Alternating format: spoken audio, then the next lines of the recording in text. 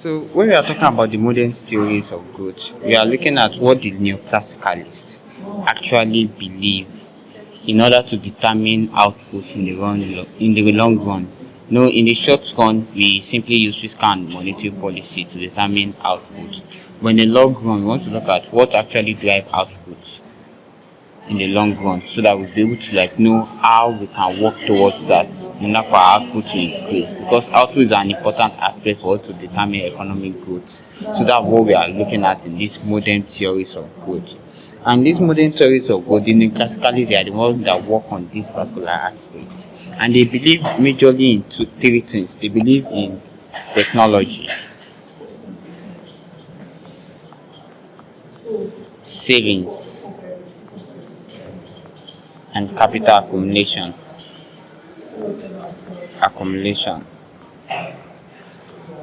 So they study these three things in the aspect of determining economic growth or output in the long run. They study the impact of technology, the impact of savings, and capital accumulation. Those are the three things they study. So in order to do this, they have to make two major assumptions. We are still generally talking about the neoclassicalists. They have to make two general assumptions, the neoclassicalists.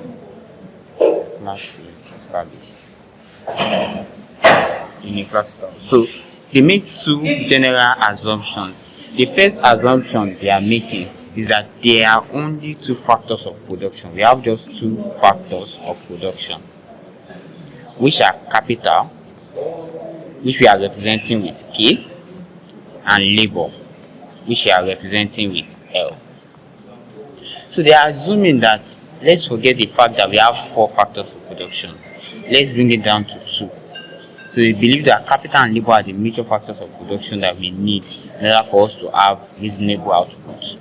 So that's their first assumption. Now their second assumption is majorly on capital.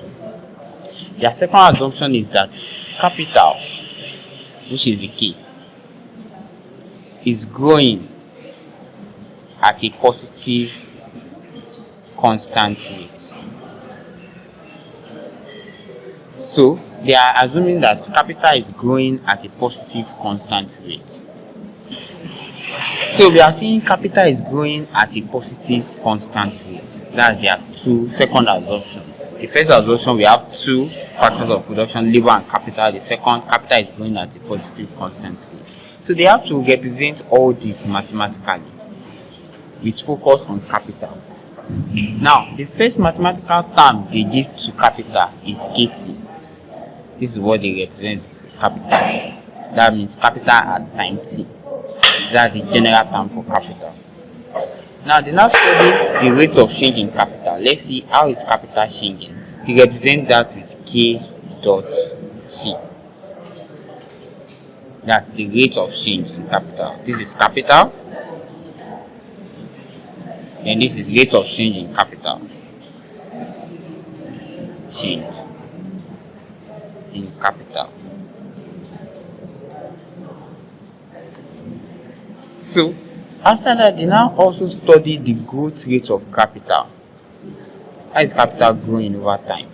This is the growth rate of capital. Growth rate of capital. So these three symbols, or these three variables, they are different. They are still for capital, but this is talking about purely capital. This is talking about the rate at which capital is changing. This is talking about the growth rate of capital. Now, the rate at which capital is changing is simply our differentiation. Remember, differentiation definition is rate of change. So this rate of change of capital is simply we differentiating our normal capital. So the symbol when differentiating our normal capital is actually dkt over dt. That's the symbol for we that we use to show our normal capital when differentiated. Dkt dt. That's our normal capital. Now, this growth rate of capital is actually our rate of change, that's k dot t, over our main capital, that's the growth rate of capital. So it is our rate of change over our main capital. That's how we determine our growth rate of capital. So with what we have here and what we have here, we can easily bring this into this place, because we know that k dot t is this and we have k dot t here. So we are going to have our rate of change, our growth rate of capital, as our rate of change, which is this, the kt over dt, everything over kt. So we have this as our rate of change, our growth rate of capital, which is our rate of change over this. Now, another important thing to take note of is how to write this growth rate in log form. Now, to write this growth rate in log form, we are going to have it as d in kt, which is our normal capital, the log of our normal capital, you differentiate it over dt. This is our growth rate in log form. Now, this is very important because most of the things we are going to be deriving, we are going to be starting from here. So we have to know what our growth rate of capital is in log form, which is this. So this is very, very important. So all these symbols, mathematical symbols that we have here, they are essential for us to actually progress in what the neoclassicalists believe they want to do. Now, the first thing we have to prove here is to prove that, let's actually prove that this kt, this is what growth rate of capital, is actually equals to k dot t over this. We want to prove this. Now, how do you go about that?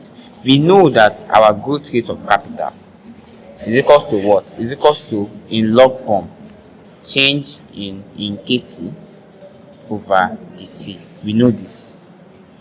Since we have known this, we can actually use this to actually get to this. How? This differentiation. Let's differentiate in kt. Now, in kt is actually a function inside a function. Why? Because in kt itself is a function. Why kt alone is also another function. So can you see, we have a function generally, then we have another function inside. Whenever you have a function inside a function, we use chain rule. So how do we now differentiate this using chain rule? To differentiate this using chain rule is actually simple. You have to differentiate this first function, the bigger function, times the smaller function. That means you differentiate the biggest function times you differentiate the smaller function, you get your total differentiation. So you differentiate the smaller function, the bigger function times the smaller function. That's what chain rule is telling us to do whenever you are differentiating using chain rule. Now let's differentiate the bigger function. What is the bigger function? The bigger function here is in kt. The smaller function here is kt. So you want to differentiate this and multiply it with differentiation of this. Now, how do we differentiate in kt? We should remember when we are solving our log differentiation of logarithm. Whenever you have in y, you want to differentiate in y. In y is always equals to 1 over y. That's the law in logarithm. Logarithm differentiation, differentiating logarithm. When we have in x, differentiation of this is only what? 1 over x. So the same thing applies to this. When we have in kt, the differentiation is simply 1 over kt times. Now we want to differentiate this smaller one. This smaller one is just our normal function, but we are not given the specific variables. We are given as a function. Supposing we are given the specific variables like 2x squared plus 3x, we can easily differentiate. Say this comes here, it's down to 4x plus 3. But we are not given this specific variable. We are still given as a function. So what we just need to do is just tell them that, okay, this one we are only differentiating it. So differentiating this one, putting it as a function, is dkt dt. After differentiating this one, so you are multiplying the two. Now we now have 1 over kt times dkt dt. If you scroll back to our beginning, this is it here. Scroll back to the beginning, we have it here. So this is actually the change, that's k dot t. So change it to k dot t. So after changing it to k dot t, we can now multiply k dot t times 1. That will be what? K dot T over KT. So you can see that our growth rate of K is actually equal to this. So this has been proven. We have proved this. That's the first proof. Now, all what we have treated above, we treated them under the first assumption that there are only two factors of production, labor and capital. So our focus is on capital. What's happening to capital?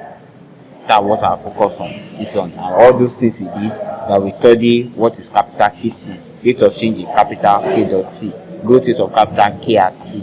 They are all for assumption 1. Now we are now going to the assumption 2. Which states that the second assumption is telling us that capital is changing at a positive constant rate. It's growing at a positive constant rate. We are assuming that capital is growing at the same rate every year, for example. So if capital is going with 15% this year, it's going to go with 15% next year, 15% next 2 years, 15% next 3 years, and so on. So that's what we are assuming. The capital is growing at a positive constant rate. That means the growth rate of capital is positive and it is constant. It's not changing. So we now represent this growth rate as theta. So the growth rate of capital is positive, theta is positive, and it's not changing. So no matter the year that this is, either it is year 1, year 2, year 3, it's still theta. That's what we are assuming. So here we now want to derive an algebraic term from this theta. That's what we want to do. This part is very important because we can actually meet it in the exam. And we can have it for labor, we can have it for technological progress. We will do for capital now. Subsequently, we are still going to see for labor and technological progress. So for capital, we want to derive an algebraic term for growth rate of capital is equal to theta, which is a positive constant rate. Now, how do we do that? In this aspect, we need to integrate.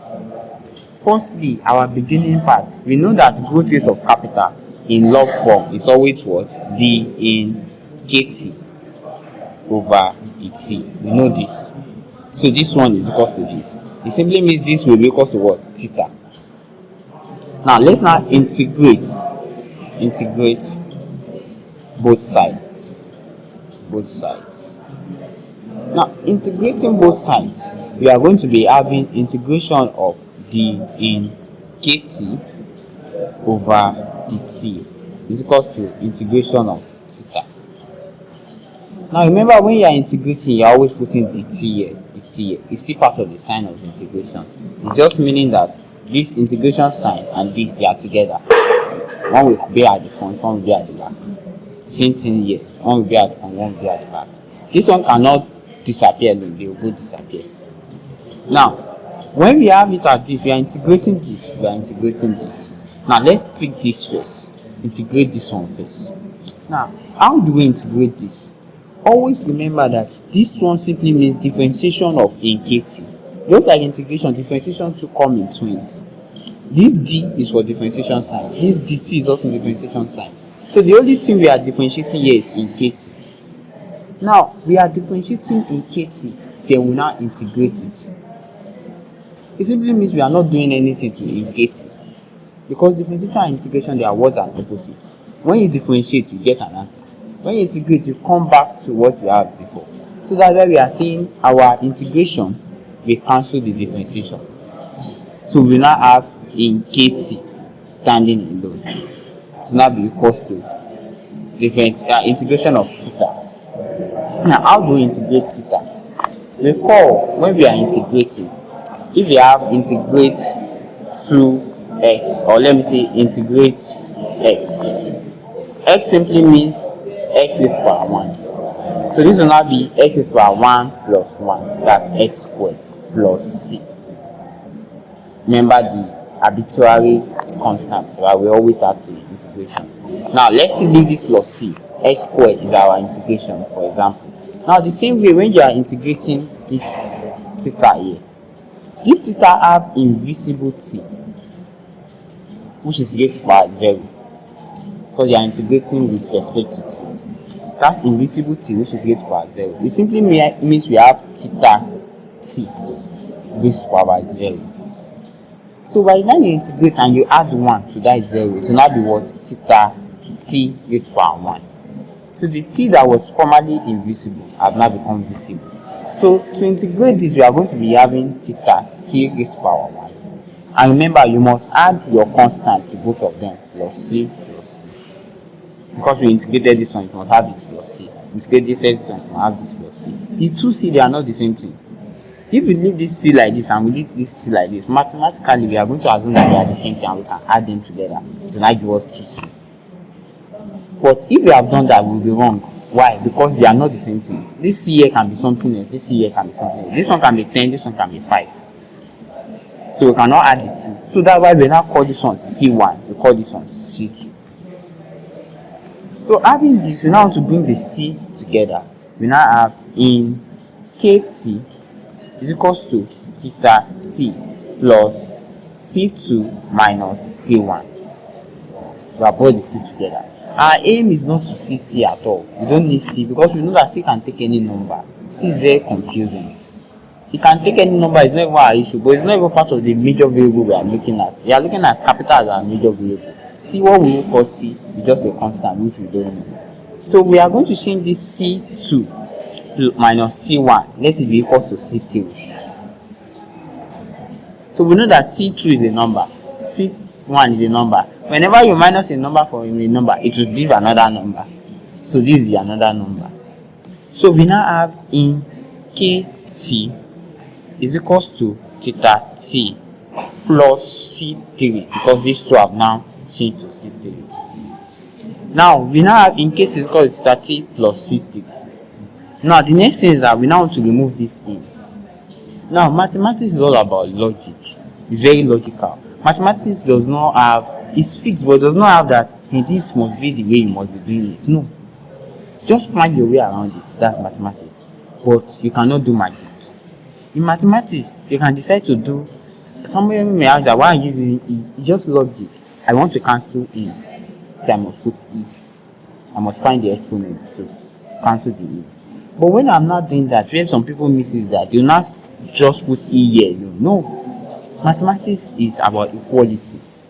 Once you put E here, it must affect everyone here. So when you are doing your mago or you are doing your logic, or you are doing finding your way around it, you must make sure that it's affecting all of them.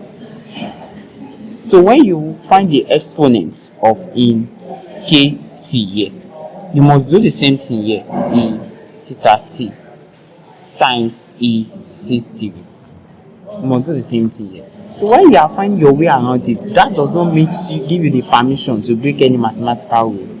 That's the reason why this is times. Because when we put E here, it will not be plus again. Because if we come from here and want to change to this is indices. We have e raised power, this is a recall, e raised power theta t times e raised power c3. When you want to do it in indices, it's going to turn to what? E raised power theta t plus c3. So, but now we now have this e theta t plus c3. I want to change it to the e. You must change it back to times, just like this. So just like times we change to plus, plus 2 we change to times. This is not part of our solution. So that's why it is actually times here. So we now have e raised power in kt is equals to this.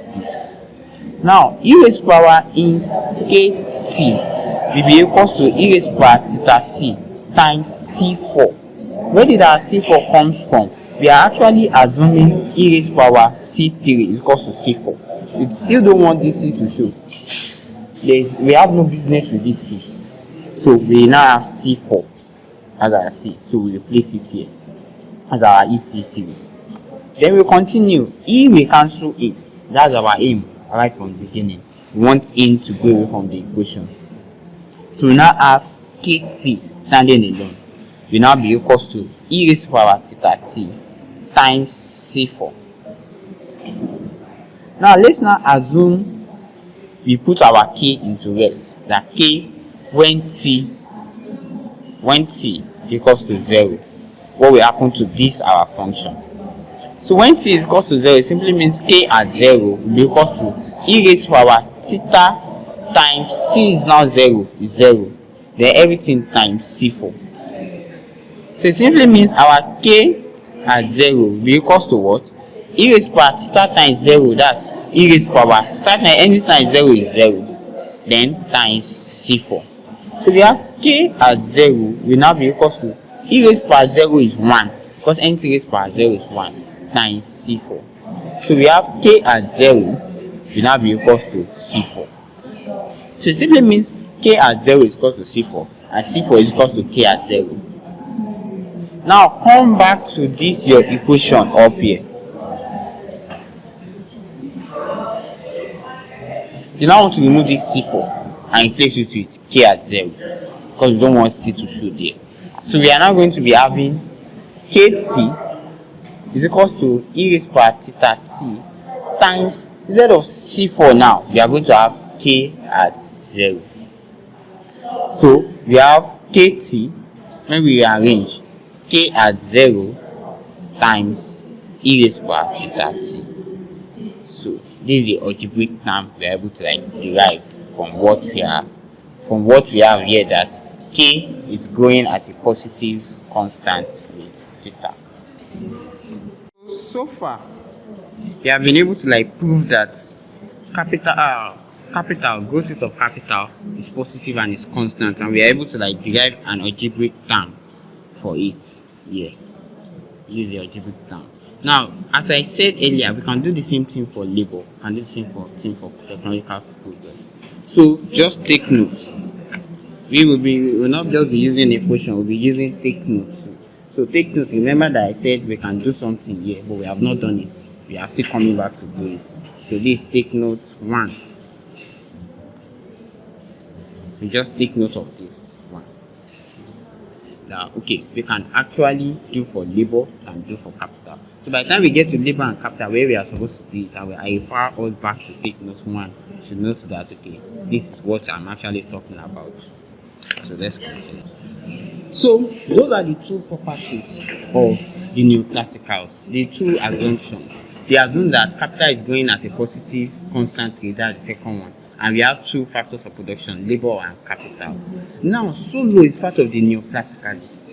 The neoclassicalists generally just stop at that particular part, but Solow now went further, that okay, let me see what else can we derive mathematically from what we have been doing. So he still holds these two assumptions. He still have these two assumptions, but he now brought about 5 other properties. After he found out that okay, we can still derive some things mathematically from these particular things we are doing. So that's where we now focus on Solow model, what Solow is actually talking about. So this is about Solow growth model.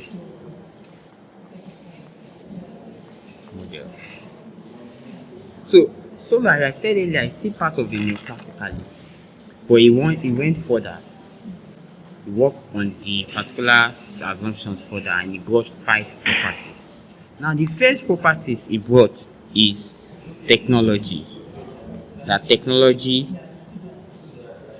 enters the model. I might omit some notes like that because I believe everything is inside what Mr. Bush has taught us.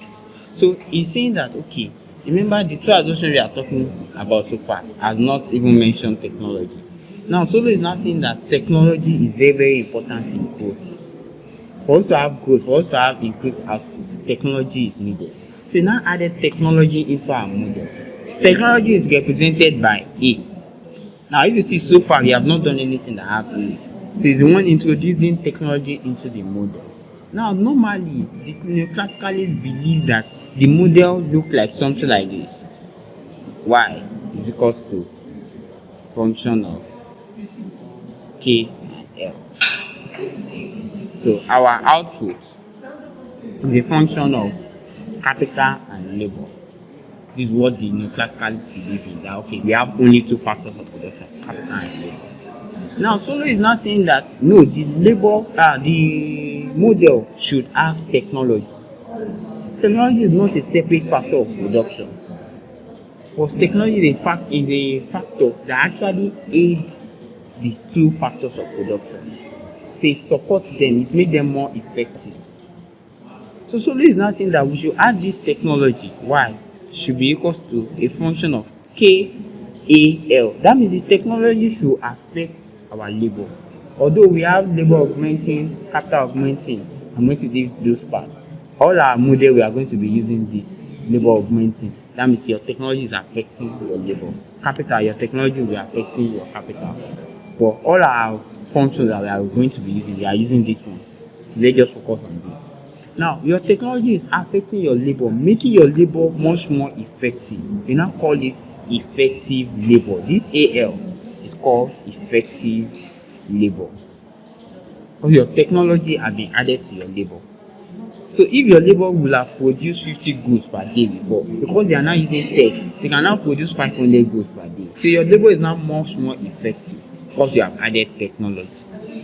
That's what it's saying. So our function is now like this. Output is equal to a function of K and effective labor.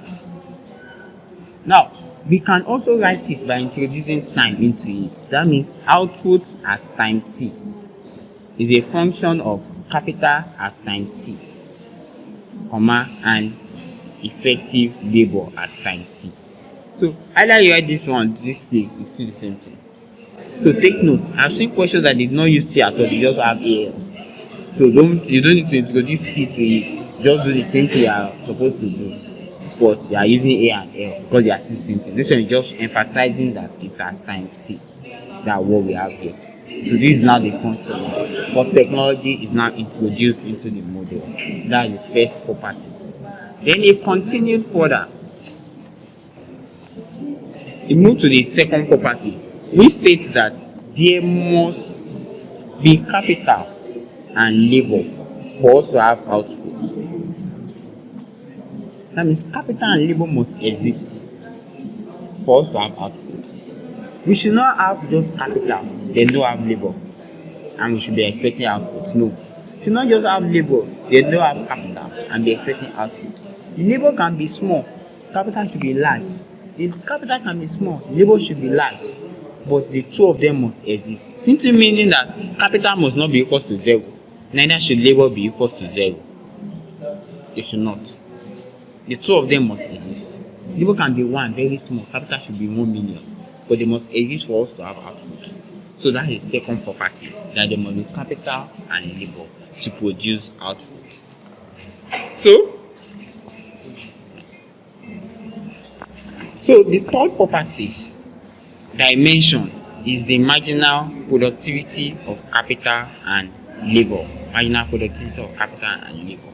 Now, he's saying that our model should be able to satisfy the properties of marginal productivity of capital and marginal productivity of labor. Now, the marginal productivity of capital is saying that capital, when you differentiate your capital function, when you differentiate your function with respect to capital, it must be positive at first. When you differentiate your function again, second time, with respect to capital again, it must be negative at the second time. Simply saying that your capital is diminishing. Are you getting it? Your capital is diminishing. Your marginal productivity of capital is diminishing. Now, for example, we are given this function. Let me use this one we have here. Okay, we are given y is equals to function of KAL. Now, these are functions. So the marginal productivity of capital should be positive, but it should be diminishing. Now, there are two things there, positive and diminishing. The first one, which is the first derivative, it must be positive. Simply meaning that when you differentiate this the first time, it must be positive. When you now differentiate the second time, it must be diminishing. That means it must be negative the second time. Now, the first time, that means when you differentiate this particular one, the F KAL, then over the K. This one is with respect to capital. If you are doing for labor, you do with respect to labor. It must be greater than 0. Anything greater than 0 is definitely positive. Even 0.1 is positive because it's greater than 0. Now, when you differentiate your function, whatever your function is, this is just representing your function now. This is not your function. In your question, they'll give you the real function.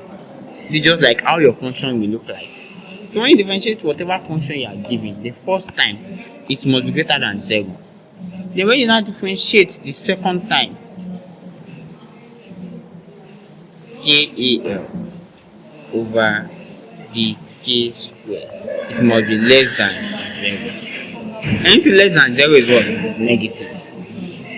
So even if you have minus 0.11111 minus 0.00001111, it's still negative because it's less than 0. So those are the two properties. So we are going to take a question as an example because we may not be able to take question again generally. So we are going to take a question as an example and look at it. That okay, does it satisfy that particular property? Now, for example, we are given k raised power 1 over 3. This is the question we used yesterday.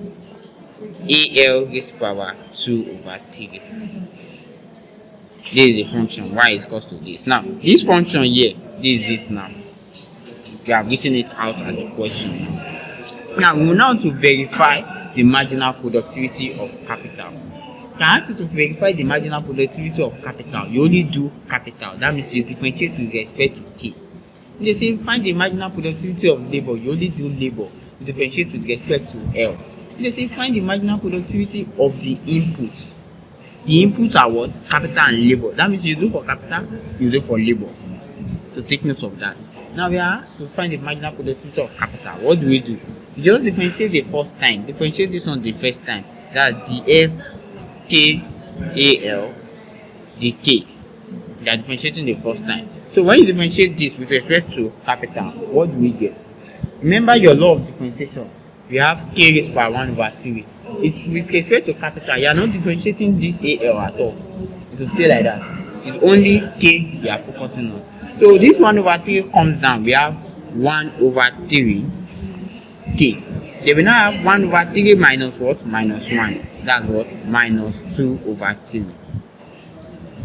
Then everything AL raised power 2 over 3. Remember, we will not differentiate this. Then we solve further. It will now be equal to 1 over 3 k raised power minus 2 over 3. So let me go and recall. Let's scroll up and go and do that. K raised power minus 2 over 3. I realize many people are finding it difficult to actually do this. That's why I'm doing it out specially.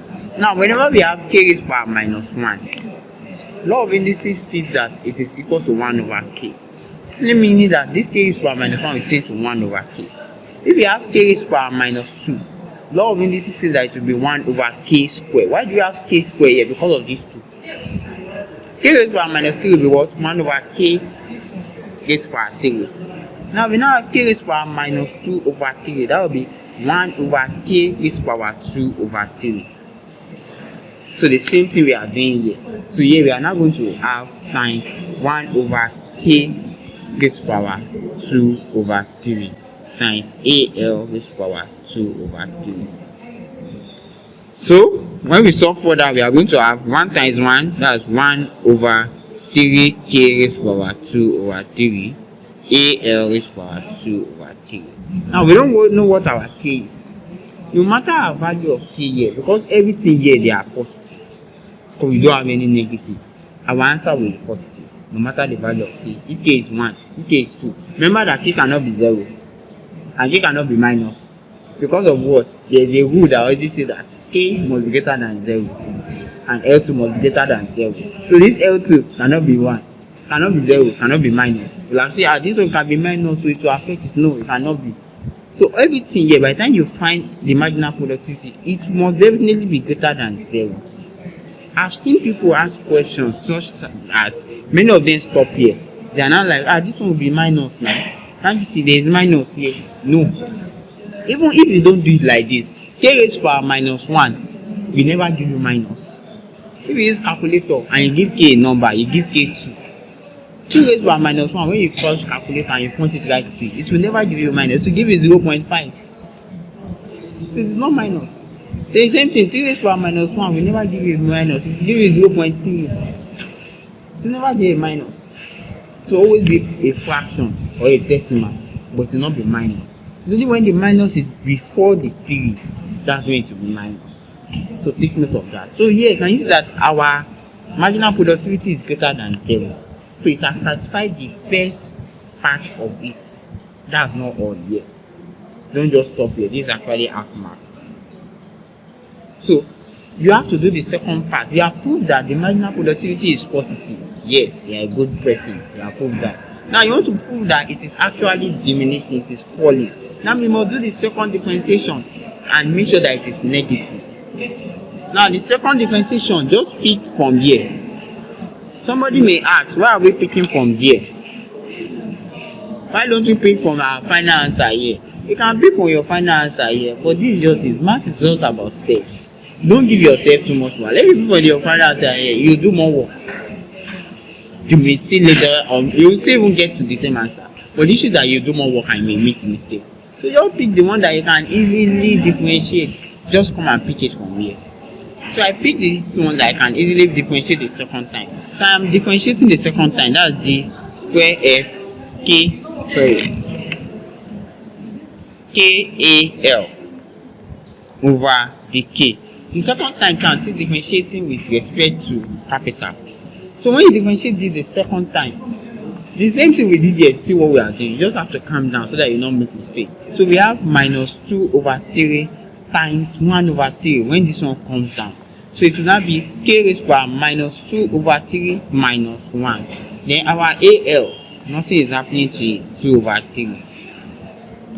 So it will now be equals to minus 2 over 3 times, that's minus 2 over 9. Then we have k raised to power, this is what? Minus 5 over 3. Then AL raised to power 2 over 3.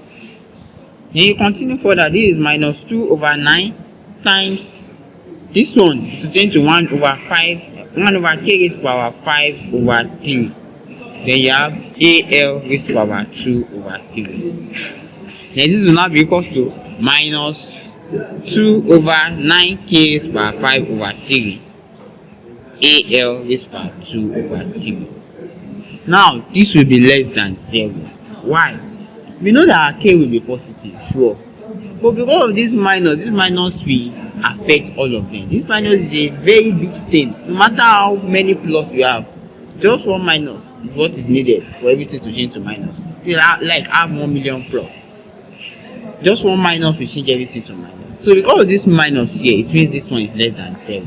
So can you say our first differentiation is greater than 0 and second differentiation is less than 0? So it satisfies the property that our marginal productivity of labor of capital must be positive and it must be falling, it must be diminishing. That's the end of our story. That's the third property. Now let's go to the fourth property. The fourth property is simple. It's called the another condition. The another condition is trying to show the relationship between this marginal productivity of capital we just finished and the capital itself, or marginal productivity of labor and labor itself. That's what the another condition is trying to show.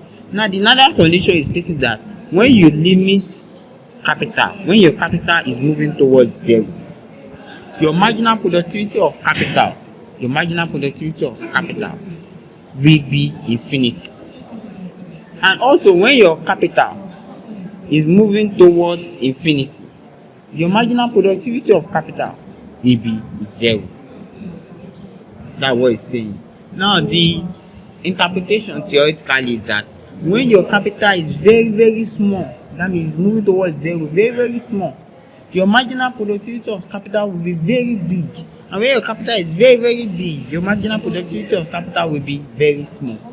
Now let's now solve this mathematically. They can also do the same thing for labor. So let's now do this mathematically using our same question. Our question is this particular one here. This is our question here. Now you now want to find the another. That means you limit when k is going to 0. Now you now put the function here. Now you are not putting the main function. Why? Because you are not looking at the relationship between capital and the main function. So look at the relationship between capital and the marginal productivity. So you are picking the one that you have differentiated. So let's just pick this final answer we have here after differentiating. So you just pick it. That's 1 over 3k raised to power what? 2 over 3. Then AL raised to power 2 over 3. This can be written as limit as k tends to 0. Limit at k tends to 0. We have this one times 1, that's AL raised to power 2 over 3. Everything over 3k raised to power 2 over 3. So remove your k. and put 0. This k, this 0 will come and replace k. So we are having this will now be equals to, this one is still the same thing, AL raised power 2 over 3 over 3 times 0 raised power 2 over 3 is still 0. So anything over 0 is infinity. Can you see? This is infinity.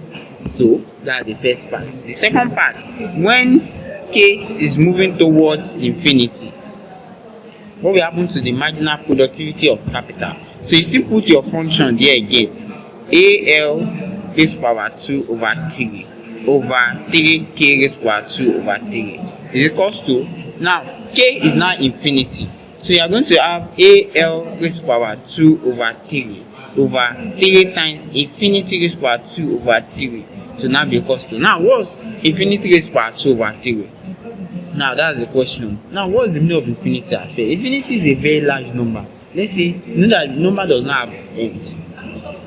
Now we are now assuming in economics that the last number is infinity because it's very large. You just don't know what it is. It's just very large. So when you multiply a number you don't know what it is, that's very large. But another number, it is also because a number that we don't know what it is, very large. So it's still that infinity. So whatever we have here is still over infinity. Because when you multiply all this, still over infinity, then you have your AL is power 2 over 3. Anything divided by infinity is what? Is 0. Why? Why is anything divided by infinity 0? We know that 2 divided by 2 is what? 1. Now if you say 2 divided by 3 is what? The 0 point something. If I keep increasing this one, the number will be getting smaller, 0.0 something, 0.000 something, 0.00. If I now multiply with the largest number, what will happen? That number will almost turn to 0. So that's why we are just calling it 0, because it's too close to 0. That's why we are calling it 0. So we have satisfied the condition. This one must be infinity, this one must be 0. That is another condition. The last but not the least property, number 5, constant return to scale. Now, constant return to scale. Remember, in our past work, we tried to define what increasing return to scale is, what decreasing return to scale is, what constant return to scale is. We say increasing return to scale is when you increase your output by a particular, you change your output by a particular quantity or at a particular rate, but the rate at which you change your input by a particular rate, the rate at which your output now change is not very great. You just increase your input small, but your output increase largely. That's increasing. Decreasing is that you change your input small, but your output change largely. That's decreasing. It's change smaller. You increase your input or you change your input largely, your output now increase or decrease small. That's decreasing. But your constant, it means the same rate at which you are changing your input is that same rate that your output is also changing. That's constant return to scale. That's what it means. Now, constant return to scale is not trying to tell us that, for example, if we have a function, let's say we still have this our function, y is equals to function of k al. This is our function. Let's say we have this our function. It's not saying that if I increase this k by a particular constant, I still increase this al by another particular constant, by that same particular constant. Whenever I get the result will still be when I increase this y by that same particular constant, that constant return to scale.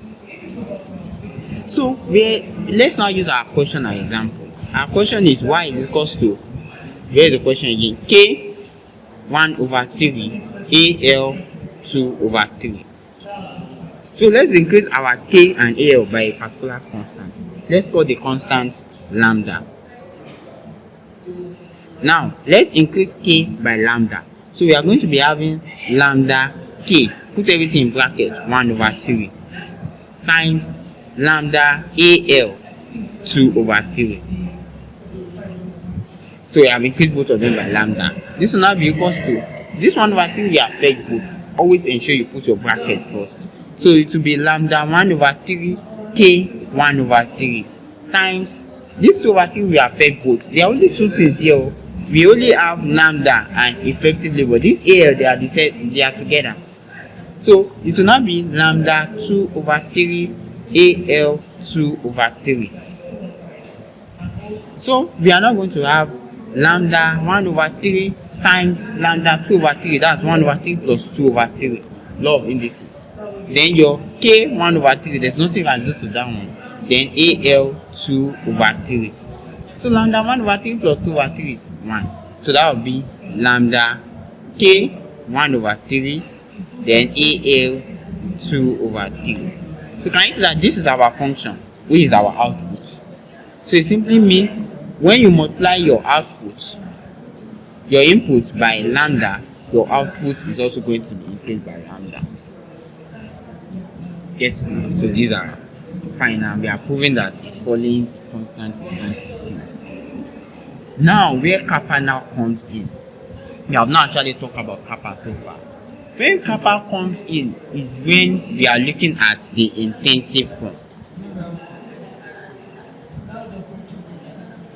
Whenever you hear intensive form, it simply means we are dividing whatever function we have or whatever variable we have divide by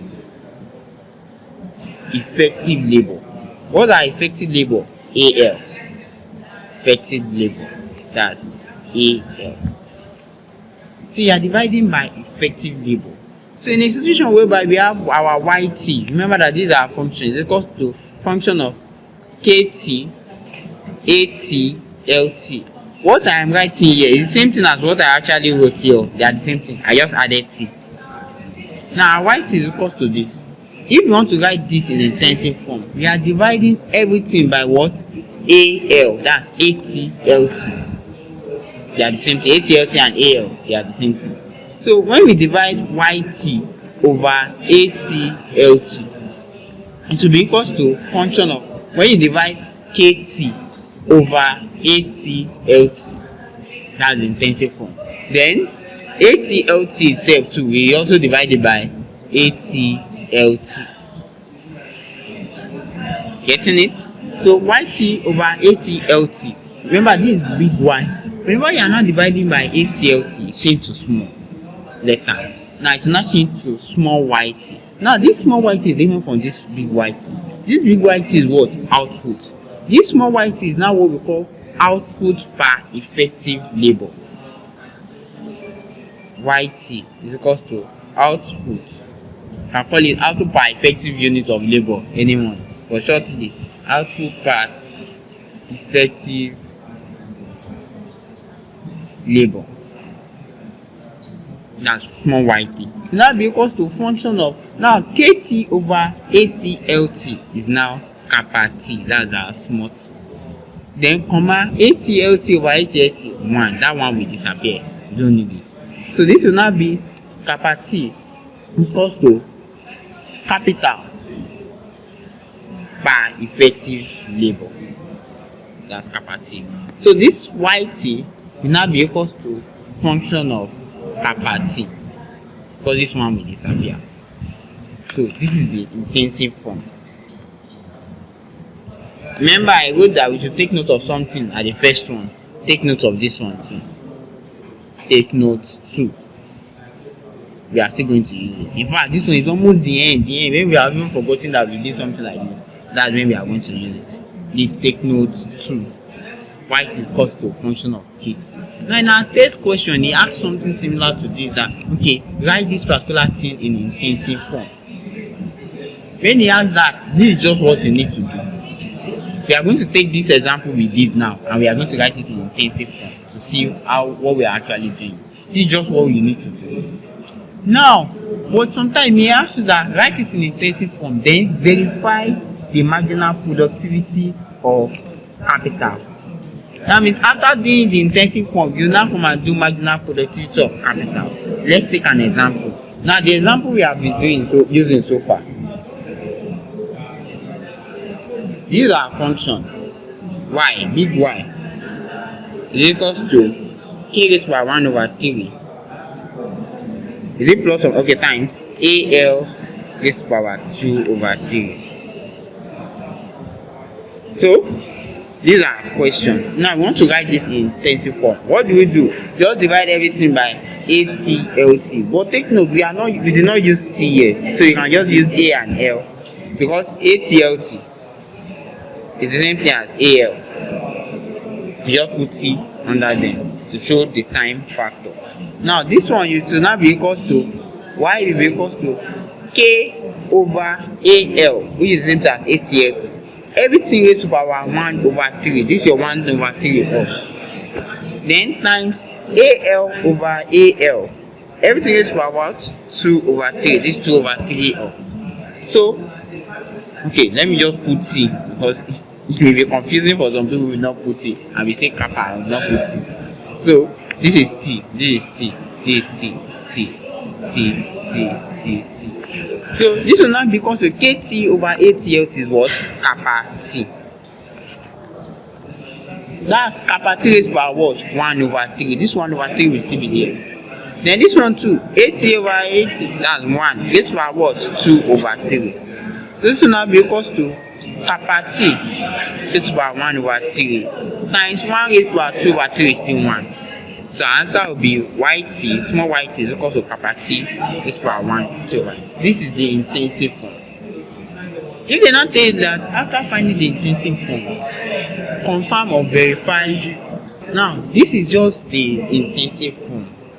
Now we want to actually now verify the marginal productivity of capital. Now they can give you the, remember that we did the same question and we did marginal productivity of capital, but that is before we convert it to intensive form.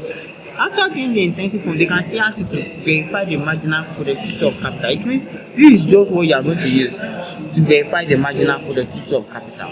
So what are we doing? Marginal productivity of capital after the intensive form will be you differentiating this one with respect to K. The first time must be what? Greater than 0. Second time must be less than 0. So let's differentiate this.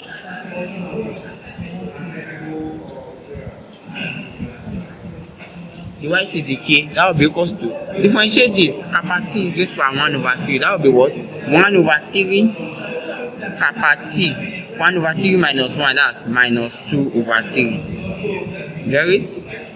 1 over 3 comes down, then I minus 1 comes to this. So when I write this, that will be equals to 1 over 3 kappa t, 1 over 3 times 1 over kappa t raised to power 2 over 3. When you do this one stay alone. Then this will not be equals to 1 over 3 kappa t raised to power 2 over 3. No matter the number kappa t takes, everything is positive, so it will be positive. No matter the number kappa t takes. So it has fulfilled that marginal productivity of capital in its intensive form is what? Positive. So we now go to the second one. You differentiate the second time. D square yt over dk square. So you differentiate this the second time. That will be what? Minus 2 over 3 times 1 over 3 kappa t minus 2 over 3 minus 1. That's minus 5 over 3. So this will now be equals to minus 2 over 9 times 1 over kappa t. This is by 5 over 3. Same thing method we are using. That's what we are saying. So this will now be equals to minus, as affected, that's minus 2 over 9 kappa t. This is power 5 over 3. No matter the value of kappa t, because there is minus here, it must be less than 0. Because the minus will affect it. So it has satisfied the property that the marginal productivity of capital is positive and falling. That is the end of our story. Those are the 5 properties of Solow growth model. Then now introduce the intensive form. The 5 properties again. Number 1, technology is introduced into the model. So the model that is always a function of capital and labor alone is now a function of capital and effective labor. All of A for technology. Number 2, capital and labor must exist. They must be greater than 0. That's number 2. Number 3, marginal productivity of capital and labor is positive and diminishing. Number 4, in neither condition, which simply means when capital is small, marginal productivity of capital is very large. When capital is very large, marginal productivity of capital is small. The same thing will call for labor. And number 5, constant return to skill. And after everything, they can ask you to find intensive form, which be back to our kappa. So that is what Solow is saying. Okay, so as I said earlier, we are done with the properties that Solow actually brought about. Now remember when we are starting with the neoclassical theory, I asked us to take note of something. That's take note 1. Let's go back to it. This take note 1 here, where we did the 2 assumptions of the neoclassical. The first one, there are only 2 factors of production, capital and labor. And the second one, that capital is growing at a positive constant rate. This is the capital that is growing at a positive constant rate. And I say we can do the same thing for labor. We can do the same thing for theoretical progress. That's what we now want to look at here. Labor and technological progress. I only do for one. You can practice the second one yourself. It's still the same thing we did for that capital. That's what we are doing for the 2. I only do for one so that we can remember what we did there. So remember we said then that capital is growing, that's the growth rate of capital, is at a positive constant rate theta. Then at the end of everything we derive a particular equation for that capital KT is equals to K at 0 times E theta T. This is the sweet thing about mathematics. All you need is practice. It's very, very difficult to cram mathematical formula. I've never seen how to cram this thing once. But all I'm just writing it, I know that okay, it's correct because of I've written it times without number. The first time I may write it, I may have to like look it. Did I get it? I miss it. Correct. The second time I have to do like that. But with practice, it just be part of you. You just be writing it. That's math. That's the magic of math. So this is capital now. The same thing applies to labor. Labor also is going at a positive constant rate, but this one is now n, not theta. We are representing that one for labor at n. Now labor will now give us LT is equals to L at 0 e raised to power nt. That's what labor will give us. The same thing for technological progress. Technological progress only is A. A is equals to what? G. This one will now give us AC is equals to A at 0 e raised to power GT. Now we now want to prove this one. Remember that we have proved the first one. We want to prove this one and this one. So I'm going to prove this one. Then you can do this one yourself. That's what we want to do. So how do we prove labor? It's exactly the same step. We are not changing step. Exactly the same step. So labor, we know that the growth rate of labor is equals to n. And just like capital, you know that capital in its log form, we can write capital as D in KT. That's the beginning form. I said I should take note that this is always where we start from. D in KT over DT for capital. The same thing you can do for labor. D in LT over DT is equals to N. So by now you now integrate both sides. Integrate D in LT over dt, everything dt must be equal to integration of n dt. Now integrating this one, we cancel this one, so it will now remain in LT plus C1, the arbitrary constant, is equals to integrate this one will turn to NT. It just remain A to my the NT, but it's still NT. So NT plus C2, the arbitrary constant. After integrating, you get this. So we have these two now. We now bring the C1 to this side. It now remain in LC is equals to NT plus C2 minus C1. So now say let C2 minus C1 be equal to what? C3. So we have in LT is equals to what we have here, NT plus C3. So So we have in LT is equal to NT plus C3. So find the exponent of each side. E raised to power in LT is equals to E raised to power NT. It will not be plus again, to be times E raised to power C3. Why is it times? Because of law of indices. Plus is changed to times is changed to plus. So we now have E raised to power in LT is equals to E raised to power NT times, let this one be equals to C4. So we have E, we now cancel in. We now have our LT is equals to ENT times C4. Let's now assume our T is 0. That means L at 0 will be equals to EN times 0. So we have EN times 0 times C raised to power C4. So L at 0 will be equals to En times 0, that's E raised to power 0, N times 0 times C4. So we have L at 0 is equals to 1 times C4. So C4 is equals to L at 0. So we can say C4 is equal to L at 0, then we come back here, come and replace C4 with L at 0. So we have LT is equals to ENT times L at 0, which can be rewritten as LT is equals to L at 0 E raised to power NT.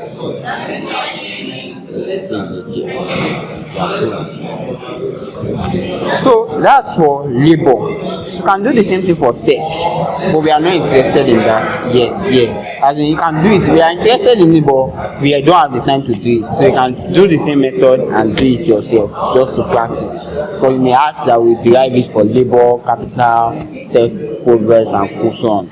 So that's that. Now there are also some other assumptions that Solow added to the assumptions. All those are the issue is just that all these assumptions, they are not mathematical, they are just words.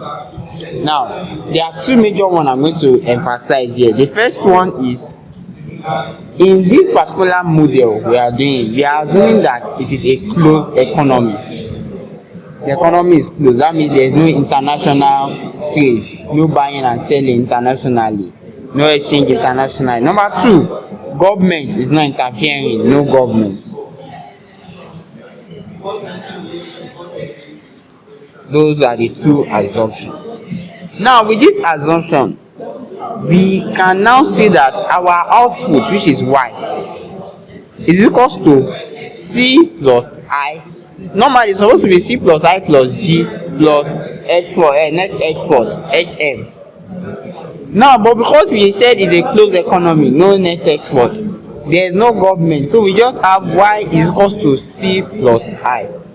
So by putting time into consideration, we say yt is equals to what? Ct plus it. COS. That's it. Yt is equals to Ct plus it.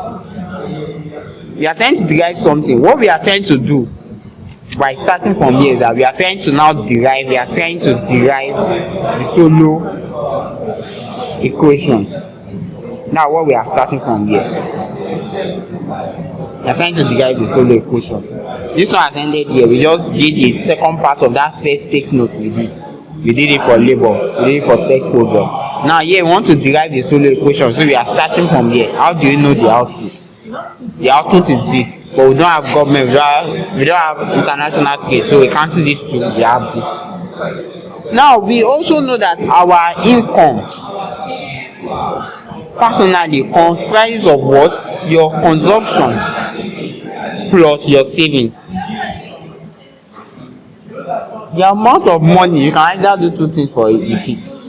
Either you shop everything and you don't save anything, or you shop small and save small.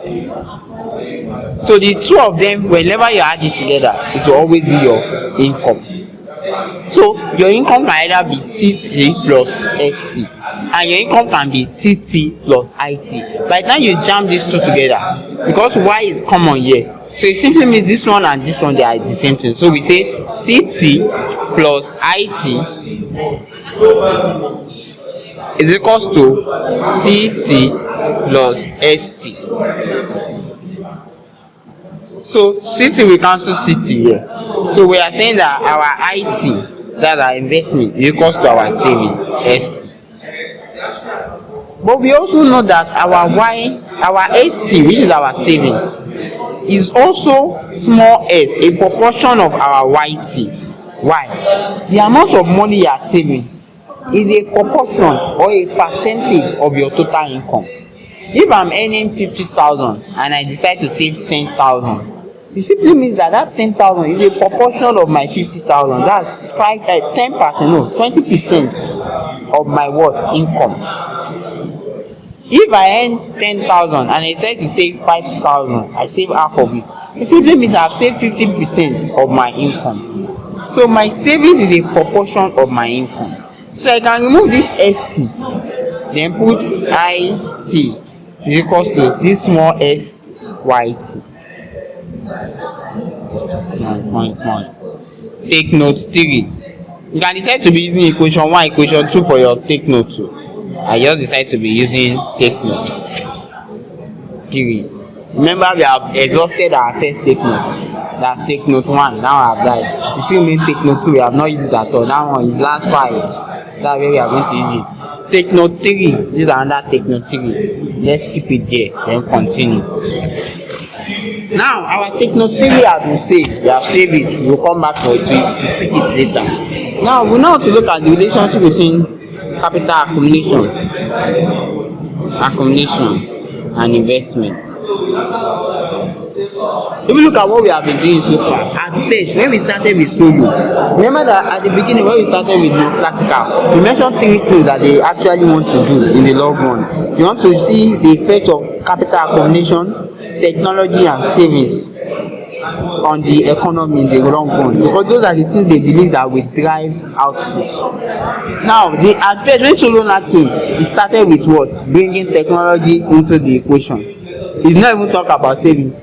He did not talk about capital accumulation. But later, when we now get here, I see that we have savings here. We have brought savings into the equation again now. So we are talking about technology and savings. Now we now want to bring capital accumulation into the equation. How is our capital growing? That's what we want to look at. But we believe it's only when our capital grows that can we actually be able to increase our output. So how do our capital grow? Capital and investment actually have a key relationship, because it's investment that make capital to grow. Capital are more like our assets what we are using for production. So it's majorly a stock. It's like fixed somewhere. It's investment that is a flow that keeps adding up to our capital that make it increase. We want to look at what comprises our investment. How do we know the amount of money we actually need to invest or we are investing? Now I am now assuming, let's assume our capital stock is 10 million naira. That's our capital stock. This one is not growing. At the end of the year, our capital stock is 10 million naira. It's not growing, it's just there. Now I want to now know our investments. What should be our investment that we are investing? Our aim is to make our capital stock to increase every year. Our capital stock should just be going up. We can now know that thank God we have more money to buy more assets so that we can produce more. If we don't buy more assets, it may be very difficult for us to produce more. So because of that, we are planning to invest more so that our capital stock will increase. But the capital stock now have a problem, which is depreciation. That capital stock, as we fix it to somewhere that is not moving, it's actually deteriorating. It's reducing in value because of wear and tear, because of usage, because of passage of time. It's depreciating gradually. It's falling. So because it is falling, it's part of our investment. We have to actually provide for that depreciation. That we replace the one that has spoiled, the one that is not working fine, the one that need oil, the one that need engine oil, the one that need this and that. We need to replace them. So this is what this investment is now used for. This investment will fill up our capital. So let's assume this is our capital. It depreciates with 1 million by the end of the year. Now at the end of the year, our capital is supposed to still be 10 million. Our capital will reduce to 9 million because it has depreciated with 1 million. So we have to return that 1 million back. So we have it in mind that this capital will fall with 1 million. We estimated that it's 1 million is going to fall with. So we are planning to add our 1 million back. But adding our 1 million back does not increase our capital. It just make our capital return to 10 million naira. we now want to increase our capital, we have to add more money for our capital to increase. So let's assume we add 2 million naira to our capital. That's 2 million plus 1 million. That's the total investment we need for our capital to go from 10 million to 12 million. The 1 million for depreciation, then the 2 million for the new investment. The new investment is the rate of change in investment, which we represent with K dot T at the beginning. Remember, that's the new investment, the rate of change in investment. Plus the depreciation, this is it, which is a proportion of our capital stock. The amount that is depreciated is a proportion, is part of this 10 million.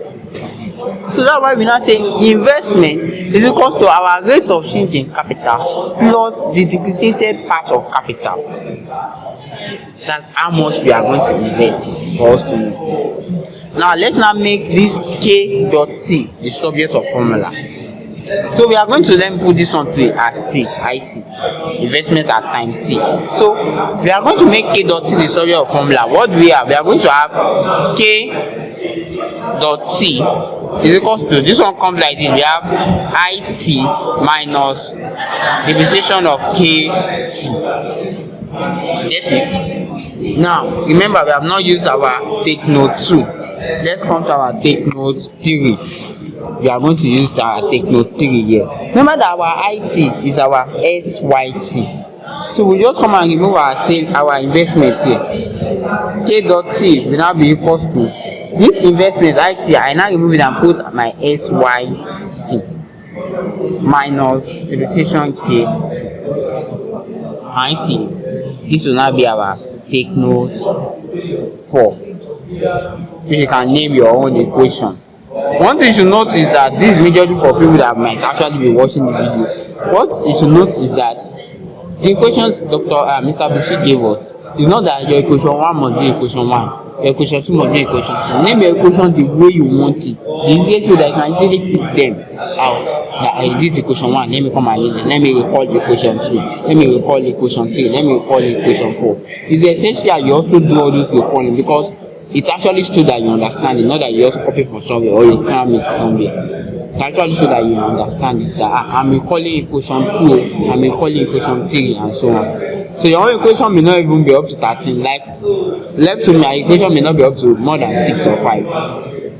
Yeah, you can even decide to every step be naming them equation. Your equation should be up to 50. That's it. Just that may be stressful for you. So this is now our take note 4. We keep it. We have used take note 1. We have used take note 3. That take note 2, I said it, that one is last 5. We are not using it yet. This is another take note 4. Let's now continue.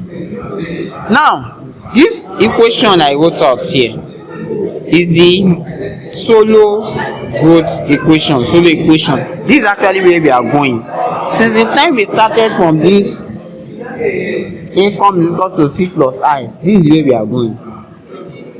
We are now taking note of some equations that we are filling up. This is where we are going. I just wrote it out so that we know that, okay, this is exactly where we are going. Now, how do we get here? Remember that our kappa, intensive form, is only in intensive form can you get here. Your kappa, which is kappa T, is always equal to your big K over ATLT. That's your kappa. Big K over ATLT. Now, because your kappa is equal to your big K over ATLT, we now want to use this to derive our Solow model. How do you do that? First thing, log each side. Log both sides. Now, you log this, you log this, you log this. So logging this, we have in kappa T is equals to in big KT. You can make your big KT be super big so that you will see that this big KT. This one you can write your normal K. You can make your big KT to even fill all the space. You will see that now K with this low tall, this original K. So big KT over ATLT, everything in. I getting it. You log both sides. Now we now have in kappa T. We now be equals to in KT. Remember the law of logarithm. when you have divide, it's changed to minus, just like indices. When you have minus, it's changed to divide. When you have divide, it's changed to minus. Minus, put everything in bracket.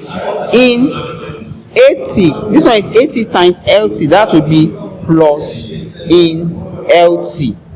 Remember this bracket. If this minus do not affect the 2, as Mr. Mushi will say. So don't forget this bracket. So let the minus affect both of them.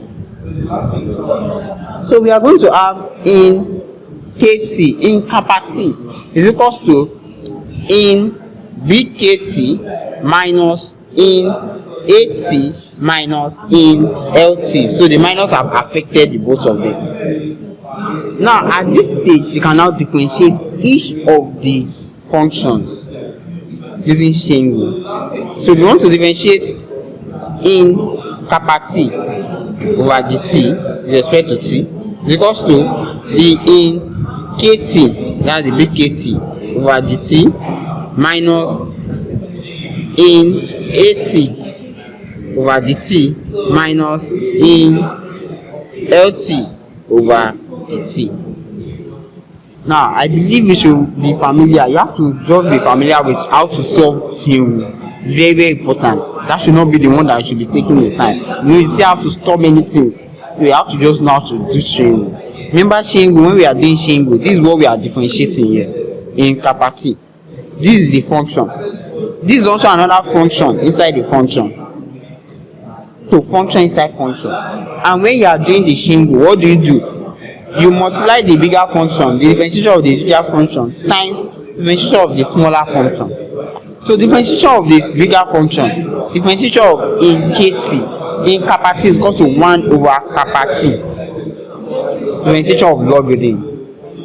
Times differentiation of KT itself, that's actually the small kt over dt. That's it. Get it? It will now be equals to the same thing happened here. 1 over big kt times the big kt over dt. We are still using chain rule for all of them. Minus 1 over at times at over dat over dt minus 1 over lt times the lt over dt. Are you getting it? So this one will now be 1 over kappa t times this the lt dt. The kappa t dt is kappa t dot. Remember, rate of change is always the one having dot. This kappa t dot. This kappa t. Now because to 1 over kt, big kt, times this big kt dot. Minus 1 over at times this at dot. Minus 1 over lt times this lt dot. Because all of them they are change. So we are now going to have it as kappa t dot over kappa t is equals to kt dot over kt minus at dot over at minus 1 lt dot over lt. Are you getting it now? So we have kappa t dot over kappa t is equals to bkt dot over kt minus, now this one is growth rate of what? Technology. Remember our growth rate of technology, let's go back to this particular one we did here. He said our growth rate of technology is what? G. Our growth rate of labor is what? N. Just remove that growth rate of technology, put G. Growth rate of labor as N. Our structure on the front, small. Can you see that G and N is in where we are going? So we are getting there small. G and N. So we now continue. Now we want this kappa t dot to stand alone. Why? Because it's kappa t dot that is standing alone there. So we want it to stand alone. How do we make it stand alone? Multiply each side by kappa t. So we are going to have kappa t dot over kappa t times kappa t. So now be equals to kt dot over kt. It's very important your kt is big here, because you want to multiply it times kappa t, so that you know the difference. Not dot here, times kappa t. Everything minus g minus n.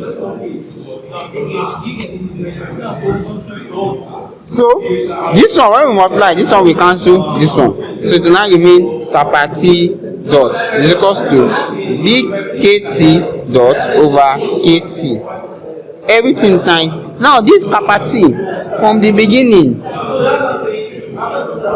can you see what it is? Our kappa t is bkt over atlt. Now change the kappa t to bkt. Sorry, this kappa t, we are not done, it affects this one too. They are using it to multiply everything. You get kappa t to multiply this, kappa t to multiply this, to multiply this, to multiply this. It's affecting everything with general market. So this one cancel this one stay alone. This one is still here. Then this kt that we are using to multiply this one, we change it back to bkt over atlt. Why are we changing it back? Because we know when we change it back, we can use kt to cancel kt, but we cannot use kappa t, that small k, to cancel big K. No. If you try to cancel the small k with bk, the bk is big, you will just be knocking coin. But because they are big, they cannot cancel themselves. Minus g, this one is still small k, nothing can cancel it. Minus n, this is still small k. Then we are now going to have kappa t dot is equals to, this one has cancelled this one, so we now have bkt dot over atlt. You get it?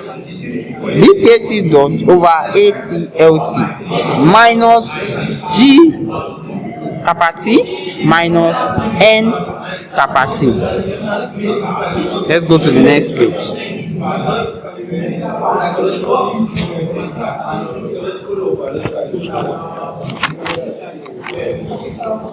Now to the next page. Let me write out what we have. We have kappa t dot is equals to bkt dot over atlt minus g kappa t minus n kappa t. That's what we have now. Now from here, our take note, we have used take note 1, we have used take note 3.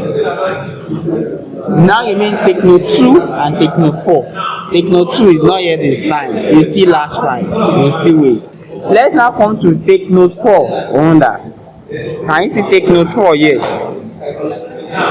Our k, big K is not kappa, or big K dot is actually equals to this. So we now come and remove this our big K dot and put this. So we come back here, we have our kappa t dot. This one is not big K dot, it's kappa t dot. It's equals to, now this big K dot, we remove it and put that particular place we take note of, which is small s yt minus the precision k t. Everything over what? atlt. This. Then minus g kappa t minus n kappa t. You get it? So we have our kappa t dot minus, now I want to separate the two. So I'm going to have s is equals to syt over atlt minus precision kt over atlt. So minus g kappa t minus n kappa t. So we have separated these two. We still want to separate further. Kappa t dot is equals to s yt atlt. I just brought out the s to stand alone. Minus, I brought out the d, bkt over atlt minus g kappa t minus n kappa t. So I have my kt dot, that's kappa t dot, is equals to s. Now this yt, atlt, whenever you are dividing anything by atlt, what we have to change to small letter. So we have s small yt minus d, this one to change to us, kappa t, that small letter, kappa t minus G kappa T minus N kappa T. So we now have kappa T dot is equal to S small yt minus, I factorize kappa T is common, so it means D plus G plus N, everything kappa T. Everything change to plus because I brought the minus out. Keynote, take note 2 that we keep since in that intensive form. Where is it? Take note 2. If you look at it, that small yt is equal to a function of small kt, that's kappa T. Now come and remove it here. So our kappa T dot will be equal to this small yt, remove it and change it to a function of small kappa T minus D, G, N kappa T. This is your Solow model. Now, this is the Solow equation. Now, this Solow equation now has explanation. Now, this Solow equation is what actually is used to determine the rate of investment we actually need for our capital accumulation to actually move up, to grow. Now, Solow called this part of the equation, that means D, that delta depreciation, plus G plus N kappa T. We call this the break-even investment. Then we call S function of kappa T as the actual investment.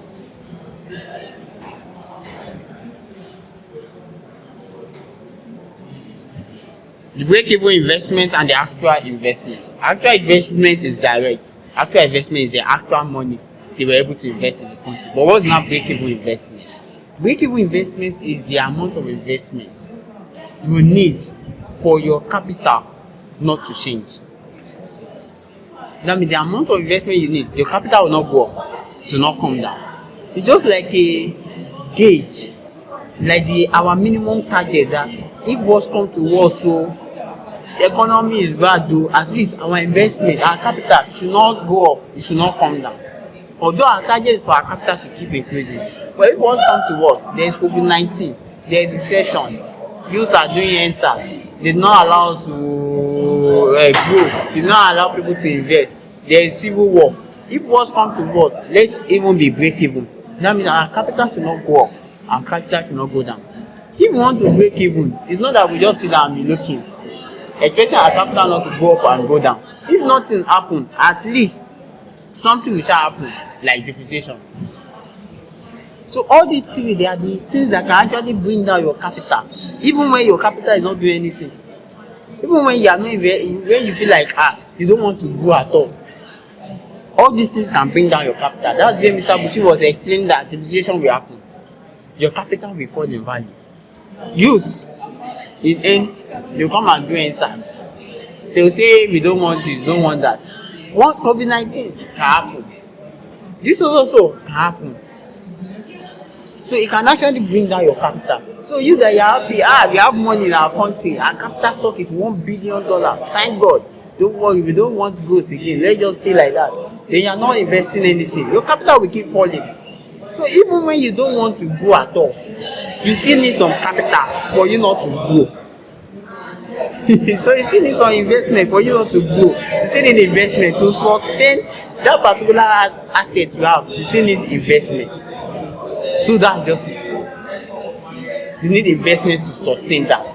So the investment you now need to sustain yourself, that your capital will not increase or decrease, is called the break-even investment.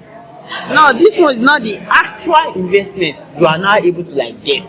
This break-even investment is not that you have the money. It's just like probably a recommendation that, okay, Mr. President, the Mr. Economist of Nigeria, this is the amount of investment you need for you not to grow and for you not to come down. So always target that you meet up with this investment. Does not mean that Nigeria will meet up with it, and doesn't mean that Nigeria may not do more than that. It's just like a recommendation. So every country will now be targeting that break-even investment, that let's be able to meet up with it and go over it so that we can keep growing. So So let's assume our total capital stock, just like the example we used then, is 10 million naira. That's our total capital stock. That's KT. That's our total. Now, they now give us the recommendation that, okay, oh, Mr. Nigeria, for your capital not to go down from 10 million and for it not to go up, you need at least 2 million naira. That means if you can be investing 2 million naira every year, your capital will just be at that 10 million every year. You just stay like that, thank that. So that 2 million naira, Nigeria did not have it. They are just telling Nigeria that you must get 2 million naira every year. So Nigeria now have is a target that 2 million, that's what we are pursuing every year.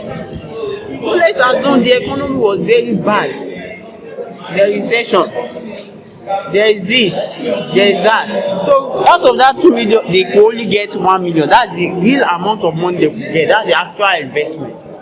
So because they could only get 1 million, it's not up to the amount of money they need at break-even. So their capital will fall. Because the capital has already fallen at the end of the year to 8 million. It's that 2 million that is supposed to replace it. But that 2 million is not up to 2 million now. It's now 1 million. So their capital will now be 9 million by the end of that year. So they have lost capital. The economy will not go. It will just be deteriorating. That's when you will ask that, what happens when your break-even investment is greater than your actual investment? That means capital will be falling. Get it? When your break-even is greater than your actual, that means your capital stock will go down. Because your break-even 2 million is greater than 1 million. The amount you need is greater than the amount you have. Your capital will fall. That's it. A simple illustration is, okay, somebody that is owing, he has assets, he has cash. He's now owing somebody 2 million naira. He's targeting them in meet up with the 2 million and pay the 2 million. He is able to get only 1 million, give the person 1 million. That person said that no, this guy must collect my money today. And I said, if you have motor, give me your motor. I'll go and sell it and take my 1 million back. So the person have collected the money with him, which is the form of investment, is now eating out of his capital stock too, which is his motor. That's the meaning here. So if your break-even investment is greater than your actual investment, your capital stock will fall from 10 million to 9 million. So let's now assume this is not the case. The amount they need is 2 million. The amount they need is 2 million. At the end of everything, the country is very good. All the youth, they cooperate, no answer. The recession did not really fall. It fall, but they actually have something that make the economy to grow. Maybe Nigeria allow Bitcoin. So youth now started doing Bitcoin. Many people started investing. Or Nigeria youth now they are encouraged to use AI. They become more productive. So because of that, the people that are now saving more, they are now investing more. Because they are now investing more, they now invested 5 million. Can you that the actual is now more than the break-even? That means the economists, they only advise them, you need 2 million. For you to stay at that 10 million, you need 2 million to sustain yourself. But they did 5 million. They are able to invest 5 million. It simply means they met up with the 2 million and still got additional 3 million. So their capital stock will increase to 13 million. So when your break-even, when your capital actual is greater than your break-even, your capital stock, when your actual is greater than your break-even, your capital stock will increase. But in a situation,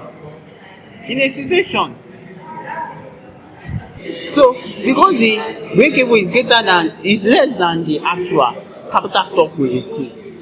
But in a situation whereby the break-even and the actual they are the same thing, what will happen to capital stock? It will not change. It will just be stagnant. So he asked that in one of the test questions, that what will happen when break-even is greater than actual? That what will happen when actual is greater than break-even? That was just a direct question. You don't need any mathematics. When you are saying, you may not give example, for example. So that's the explanation for that.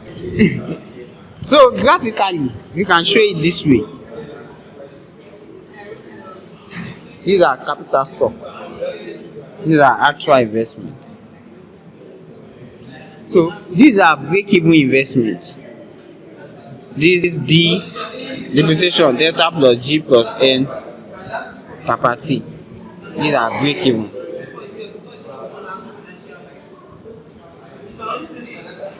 So this is now the actual.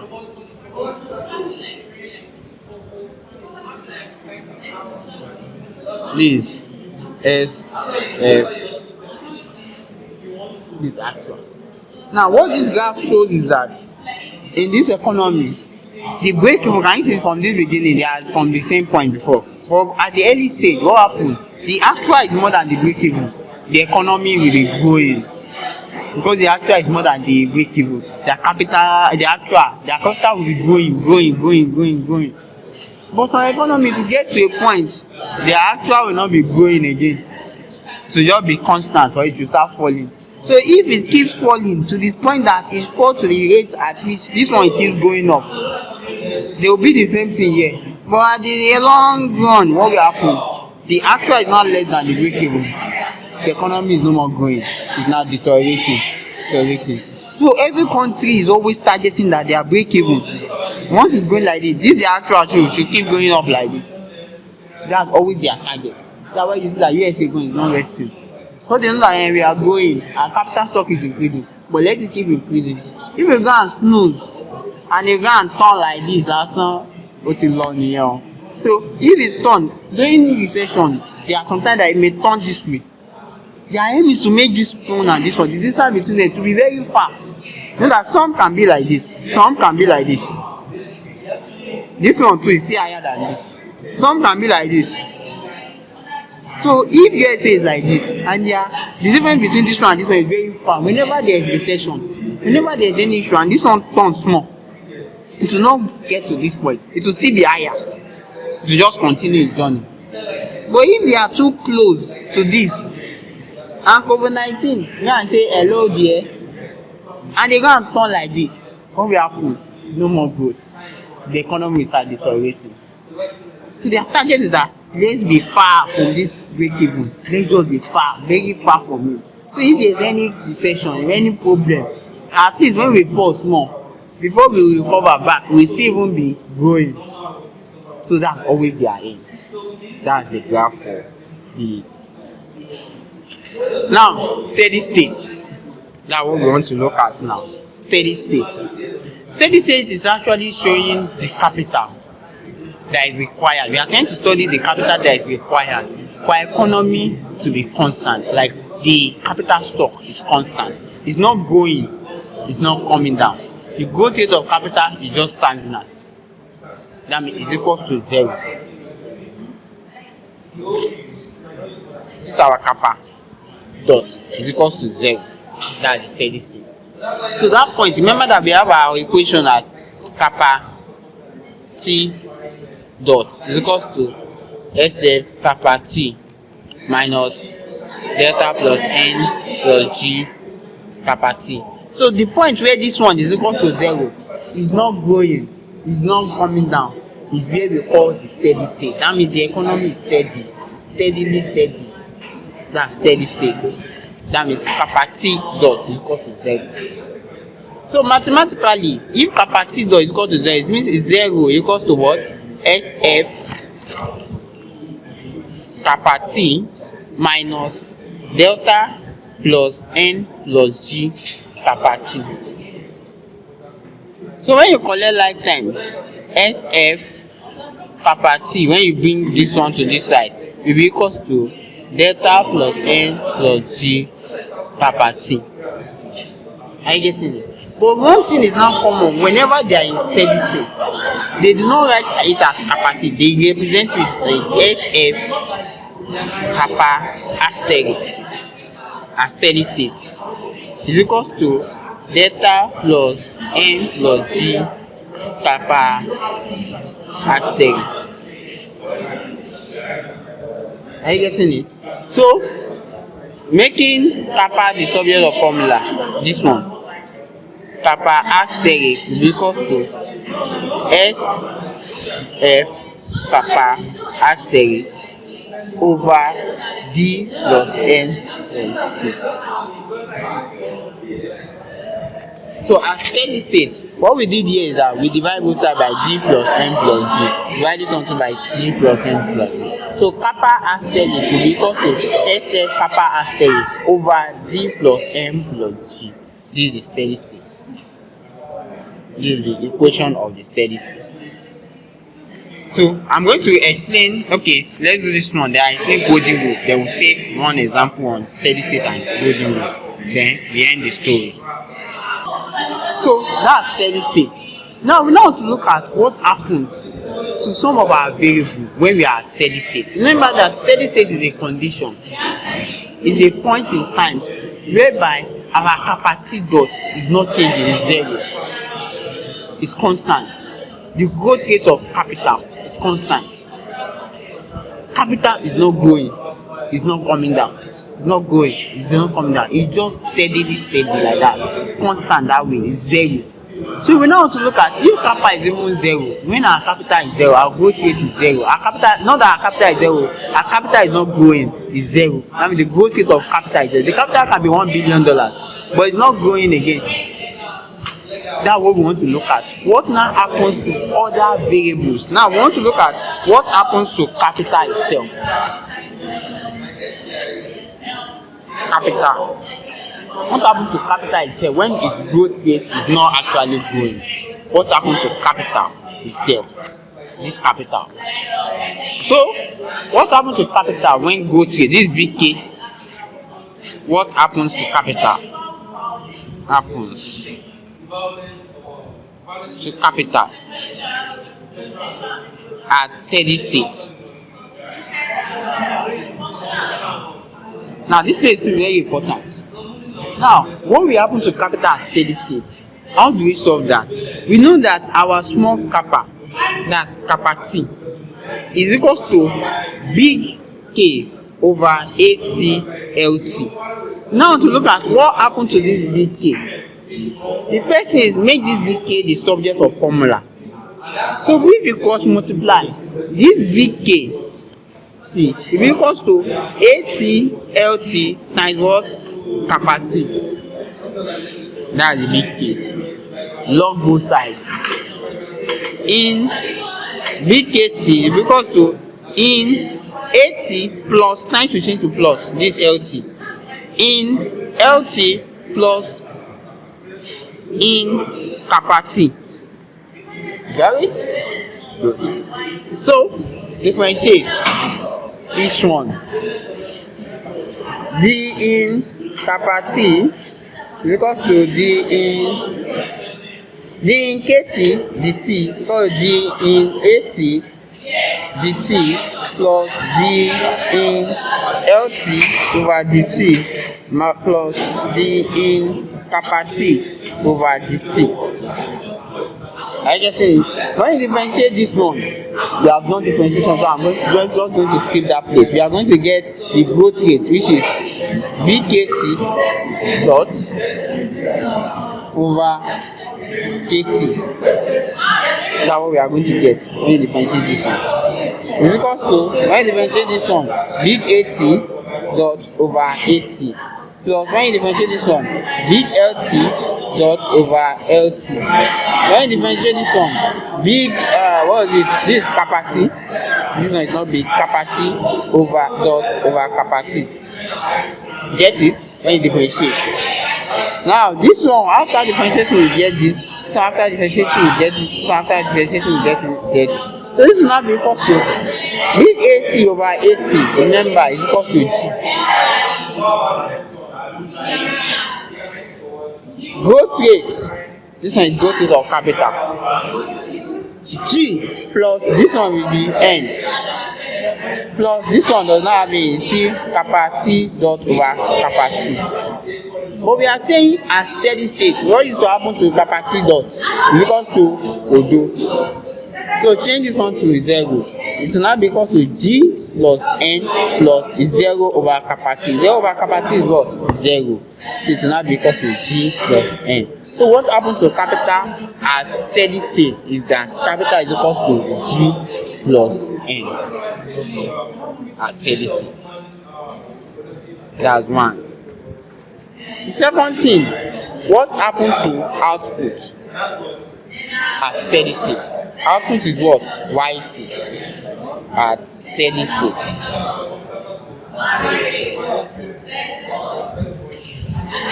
So what happened to output at steady state? That what we want to look at. Now output at steady state, remember our small yt, just like the way you started this one too, is equals to big yt over AT LT. Cross multiply, the big yt will now be equals to AT LT times small yt. Find log of each side. In big yt is equals to in AT plus in LT plus in yt. Get it? Differentiate. Changing in yt over changing t is equals to changing in AT over changing t plus changing in LT over changing t plus changing in small yt over changing t. Right now you differentiate, this one will give yt dot over yt is equals to this one will give at dot over at plus lt dot over lt plus small yt dot over yt. So we are going to have this as this divided by this, that's growth rate of y, because so this one is what? G, plus this one is what? N, plus this one is what? Yt dot over yt. Get it? So we are going to have this is equal to G plus at steady state kt dot is equal to 0. So far kt dot is equal to 0. Remember that yt is equal to function of kt. So since this one is 0, this one will be 0. So yt at steady state is 0.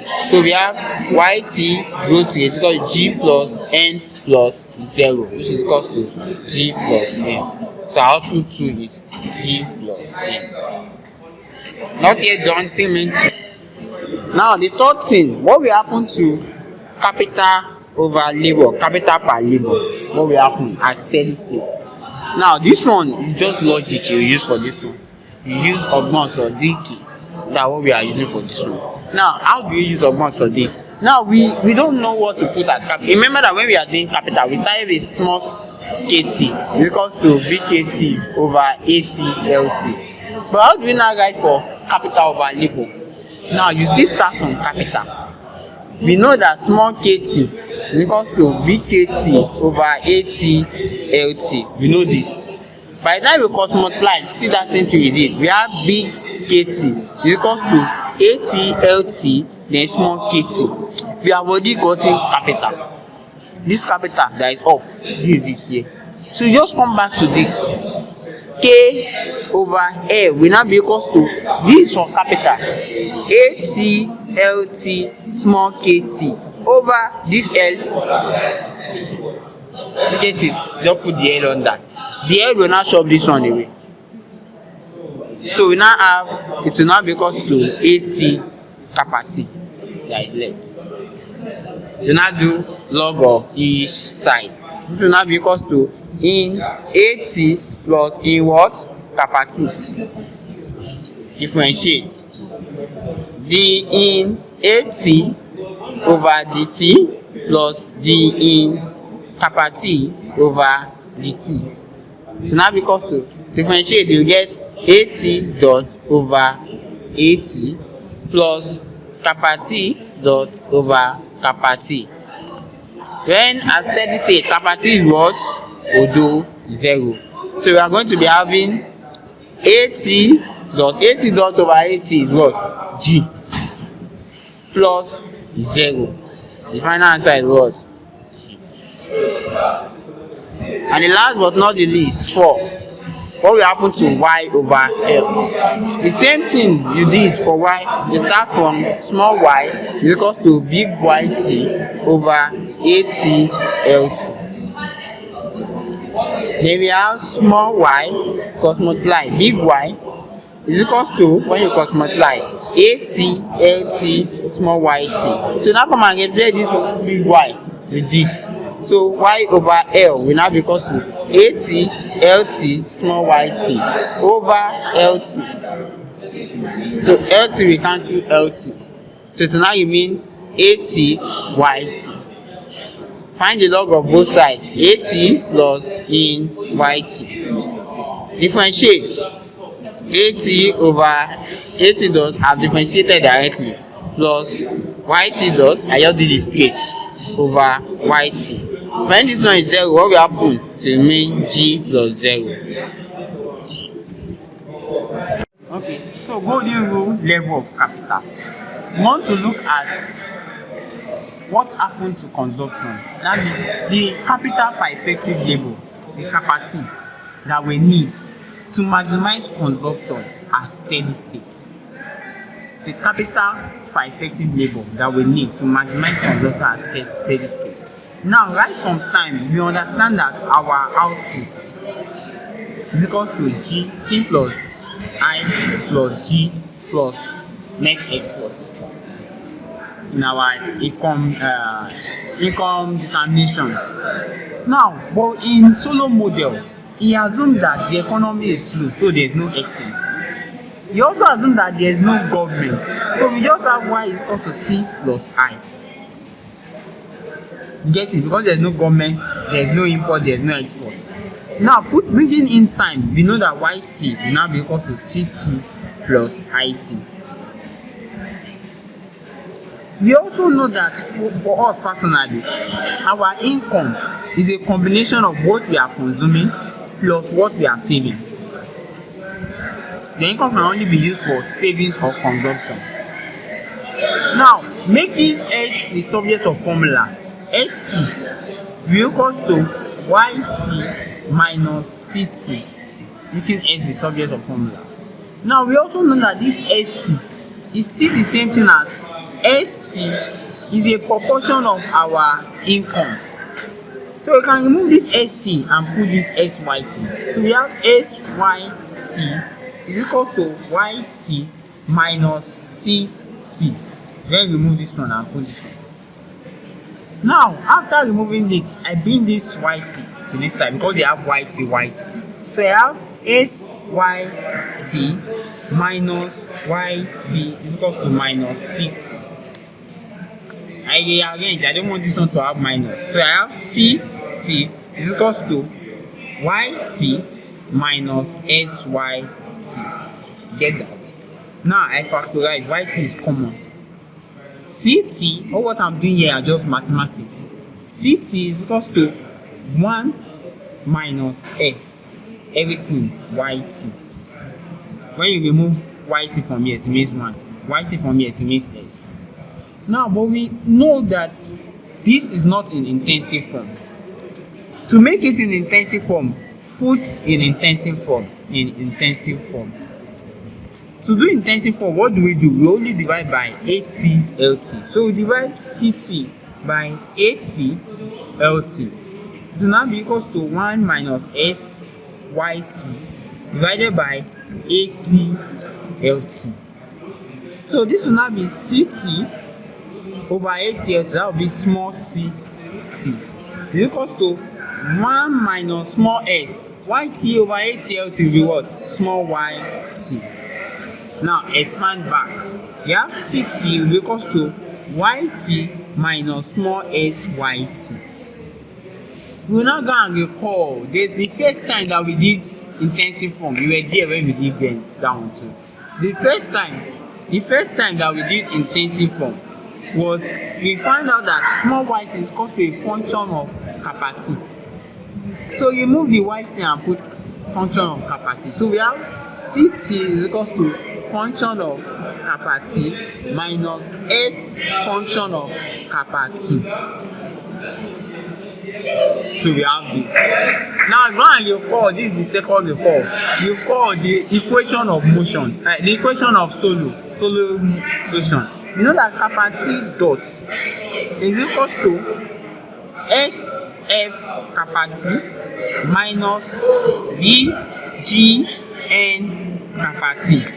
Now if you look at this guy and this guy, they are the same thing. So here, just make this one the subject of formula. so I can replace it here. So we are now going to have SF kappa T is equals to, by the time this one comes like this and this one comes like this, function of kappa T minus CT. So you can now replace this into this Solow equation. So we have kappa T dot is equals to, instead of this we now have function of kappa T minus CT minus D plus G plus N kappa T. So we have this now. Now at steady state, what happened? This kappa T dot. At steady state, we write them as asterisk. At steady state, we know that kappa T dot is equal to 0. So it simply means 0 will be equals to function of kappa T, but we don't write it as kappa T, we put it as asterisk because it is now steady state. Minus this one is asterisk at steady state. Minus D plus G plus N kappa T asterisk at steady state. So I can bring my C this way. So I have CT asterisk is equals to function of KT asterisk kappa T minus D plus G plus N kappa T. Now, how did I define golden rule? Golden rule is the capital per effective labor we need to maximize consumption. Take note, maximize consumption at steady state. We have done the capital per effective labor that we need here. We have done at steady state. It remains maximizing consumption. So to maximize consumption, what do? You find the differentiation and equate it to 0. So find the differentiation of this, since the CT over the kappa T as should be equal to 0.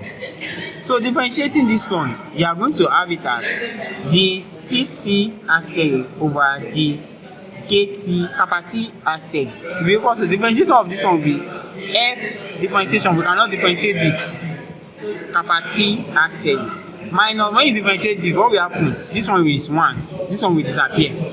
Get, because there is a visible 1 here. 1 times this, then 1 minus 1 is 0. So we have D plus G plus N is equals to 0.